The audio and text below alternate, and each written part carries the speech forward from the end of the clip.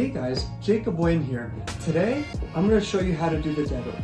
Now, here is the problem with the deadlift. Because I'm going to be honest with you, it's not a bodybuilding movement. It's really not. Yeah, it can form out your lower back pretty well, and it could hit your hamstrings a bit. But it's not a bodybuilding movement. Bodybuilders, Mr. Olympias, they're not doing deadlifts usually. But here's the benefit to deadlifting. Your strength will go up. Your overall general strength will skyrocket. Once I started including deadlifts and heavy deadlifts in my routine, all my lifts went up. Every part of my body got stronger. When you strain your whole body just picking something up, your entire muscular frame gets stronger. So this is a strength training exercise, and I would highly recommend it if you are trying to get stronger, and you can quote me here, all of your lifts will go up after you start doing heavy deadlifts. So I'm going to teach you guys form technique, how to do it right here. If you haven't, make sure to subscribe. So here's how you should organize your deadlifts. Heavy week, light week. 1 week, go heavy. Heaviest for 3, heaviest for 2, maybe max out heaviest for 1.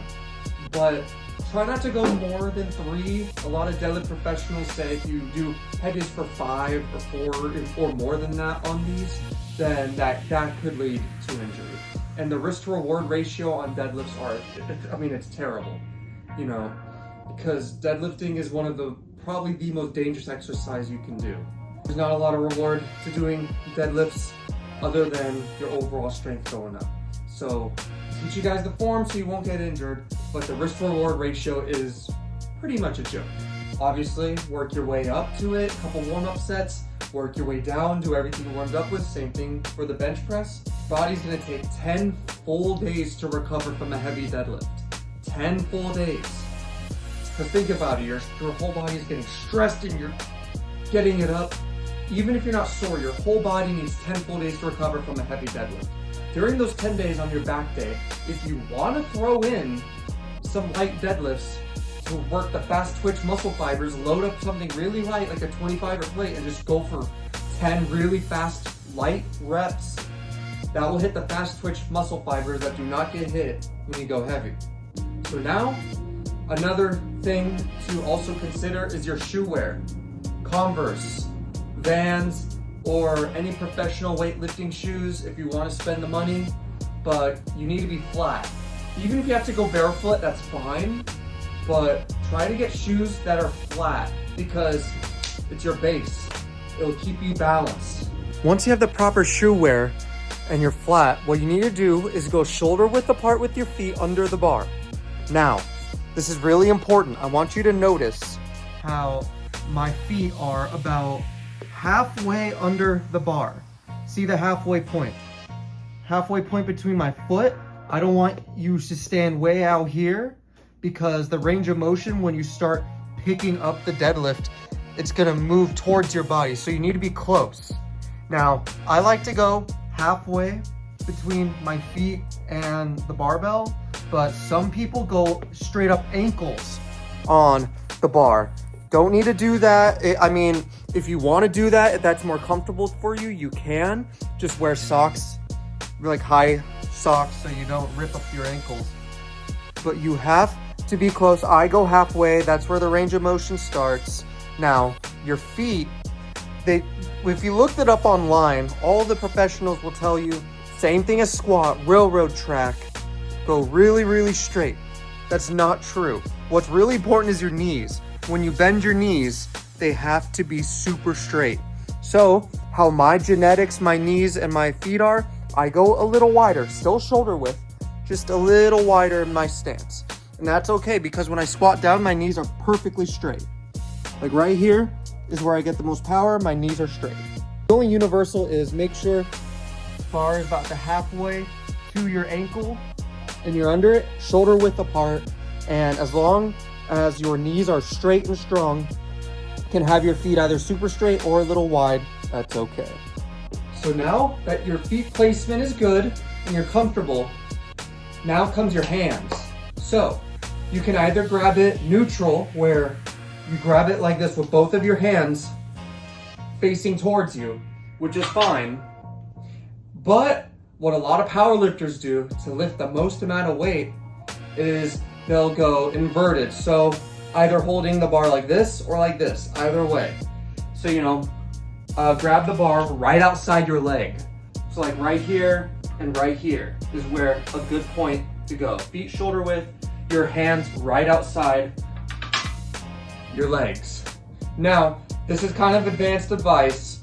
Don't have to listen to this all the way if you're new at deadlifting, but you need to also pay attention because when you really go heavy deadlifting for a long time and you stay, let's just say I only heavy deadlift like this, I only heavy deadlift that way, that's going to eventually turn my entire body. One shoulder is gonna raise above the other like this. When you do pull-ups or heavy lat pull-downs, it's gonna turn your whole frame one way. So best way to do that is do both grips. One day, do this. One set, do the other, Always change it up because you don't want your whole frame to be all jacked like mine was for a really long time. So, once you figure out where you want to have your hands, that's good. Very important now. This is where people get injured. And if you don't listen to anything I say, listen to this. Keep your back straight. You have to keep your back completely straight this whole time. It's going to naturally curve when you deadlift heavy, and that's fine. But the goal should be to keep your back straight the entire time. You gotta keep shoulders back completely straight. Take a deep breath like you're going underwater, like we're squatting. Okay? And I want you to, when you do that, you take your deep breath, you have to flex your core. Your core needs to be tight and needs to be strong. And if you have problems with your core and if your core isn't feeling that tight, that's when you can maybe use a belt. I'd recommend using a belt when you go heavy because that will help you brace your core. Now, if you're bracing your core really, really well and your back is straight and everything is good, then maybe you don't need the belt. But it's always good to have if you're going really heavy. It'll prevent some injury. Another thing, put your ass down. Don't be one of those people deadlifting like this because you have to use your legs. It's almost a half leg, half back movement. So this is how you do it. So feet are good, feet are in a good spot. Here we go. Shoulders back, taking a deep breath in, and we're gonna flex our core. Going down, hands in a good grip right here. Ass down. There we go. Use your legs and get it up. Now we're gonna go for another one.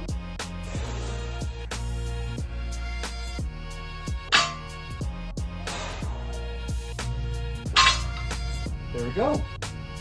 Should be good. This is a lightweight for me, so I may go for multiple reps of this. Go for, hit the fast twitch muscle fibers. And my back and legs should get a good workout and my overall strength will go up.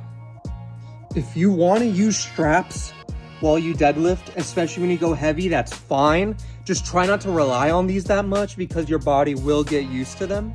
You'll take it, you'll wrap it around exactly like this, around your thumb, okay? So you're gonna grab the bar, you're gonna let the strap go under you like this, and you're just gonna wrap it around where you want it to be, and then you're just gonna twist your arm, make it really, really tight. Right here is good, and it'll become a lot more easy to hold while you deadlift. But again, only use these when you go heavy. We gotta train our hands and our grip to normally do it. Only use these when you go heavy on a deadlift. And that is my guide on how to do a deadlift correctly with good form. So, if you guys enjoy it, let me know. Next video is gonna be the squat.